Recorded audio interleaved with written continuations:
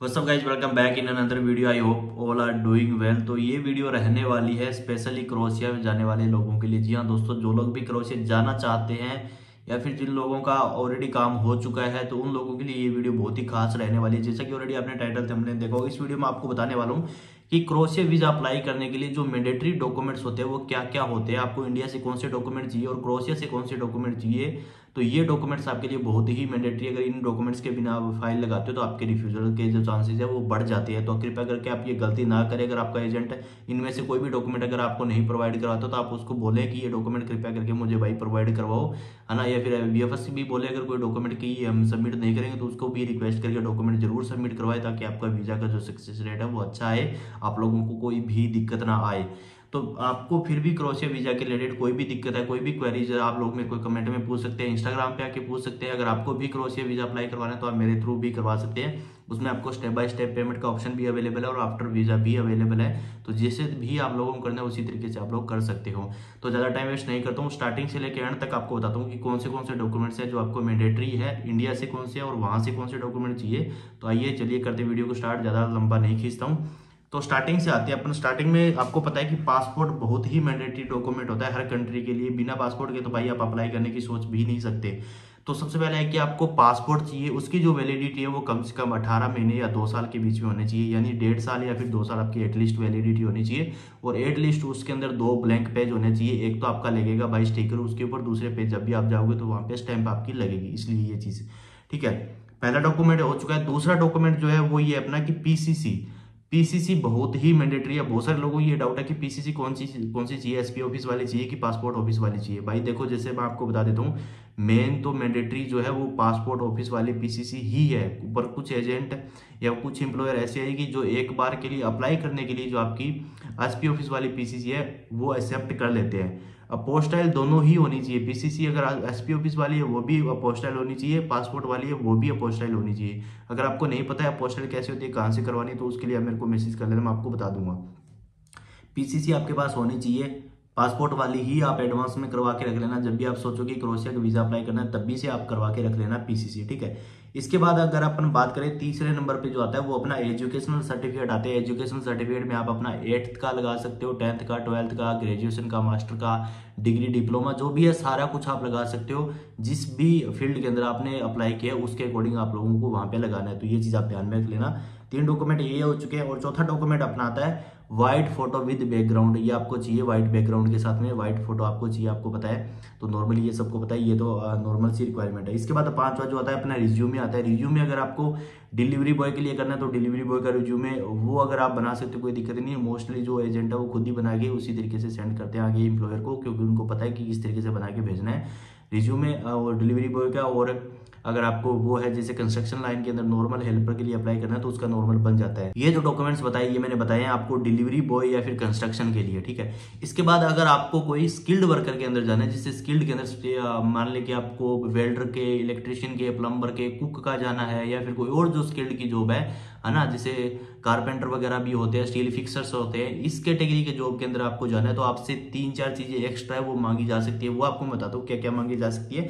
सबसे पहले तो वर्किंग वीडियो, कि जहां भी आप काम कर रहे हो आपको काम आता है कि नहीं आता है उसकी एक वर्किंग वीडियो बना के आपने भेजनी है। वो 1 मिनट से लेके 1.5 मिनट 2 मिनट तक आप भेज सकते हो। प्रॉपरली विद फेस आपको भेजनी है ताकि उनको क्लैरिटी हो कि ये बंदा आप ही हो और आप इस काम आता है आपको, आप ही काम कर रहे हो यहाँ पे।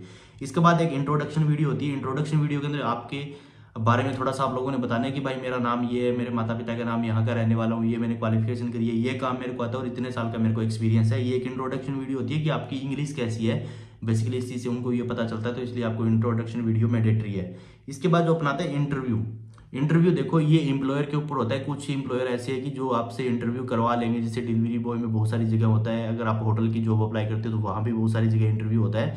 तो इंटरव्यू भी इसीलिए होता है कि आपकी इंग्लिश कैसी है और आपको नॉलेज है कि नहीं, ये आपको काम कैसा आता है, उसी के लिए इंटरव्यू होता है, ठीक है। यहाँ तक ये डॉक्यूमेंट्स हो चुके हैं। इसमें स्किल्ड वाले भी आ गए, अनस्किल्ड वाले भी आ गए। अब आपको बताता हूँ कि क्रोएशिया से कौन से मैंडेटरी डॉक्यूमेंट्स है जो कि आपको चाहिए। बहुत ही मैंडेटरी डॉक्यूमेंट्स है, ये आपको जरूर साथ में लगाने चाहिए। सबसे पहला जो होता है कॉन्ट्रैक्ट लेटर, जो कि अपना स्टार्टिंग में आता है, जिसको आप लोग साइन करके वापस कंपनी को भेजते हो। ये कॉन्ट्रैक्ट लेटर ये बहुत मैंडेटरी है, इसको जरूर लगाना जब भी आप फाइल सबमिट करवाओ VFS के अंदर। इसके बाद अपना आता है वर्क परमिट, ठीक है। कॉन्ट्रैक्ट लेटर के बाद आपका वर्क परमिट ही आता है। जब वर्क परमिट आ जाता है, जब आपको कंपनी पूरे डॉक्यूमेंट प्रोवाइड करती है, उसके साथ में आपको अकोमोडेशन लेटर भी कंपनी देती है, वो भी आपको चाहिए।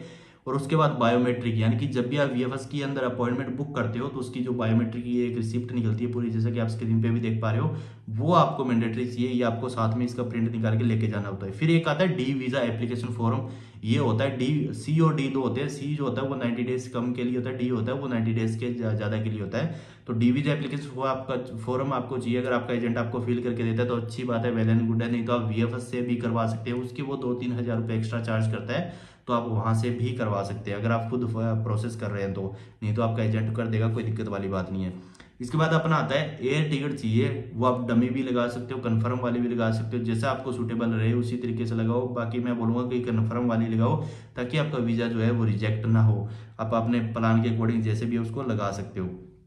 इसके बाद अपना जो डॉक्यूमेंट है इंश्योरेंस, ये भी बहुत मैंडेटरी, आपको इंश्योरेंस तो लगाना ही लगाना है। इंश्योरेंस के अंदर कवरेज अच्छा होना चाहिए, $50,000 का होना चाहिए, $1,00,000 का होना चाहिए, ताकि आपको कोई दिक्कत ना आए वहां पे। तो ये अपनी सेफ्टी के लिए भी होता है कि सबसे, ना कि ऐसा सोच के लगाओ कि भाई हमको फाइल में लगाना है। इसके बाद कवर लेटर आता है। कवर लेटर देखो, टूरिस्ट वीजा भी अप्लाई करते हैं, उसके अंदर भी कवर लेटर होता है। कवर लेटर में क्या होता है, बेसिकली आपने अपने बारे में बताना है कि भाई मेरा ये नाम है, यहाँ का रहने वाला हूँ, ये मेरा फैमिली बैकग्राउंड है, बिजनेस बैकग्राउंड है, मैं ये चीज करता हूँ, वो चीज करता हूँ। और यहाँ पे आप लगाओ ना, तो यहाँ पे इसके बारे में, आपके बारे में लिखा जाएगा कि इस कंपनी ने मेरे को वहाँ पे बुलाया है, इसने ऑफर लेटर दिया है, ये दिया है, मेरे को ये फैसिलिटी मिली है, ये काम आता है, ये एक्सपीरियंस है।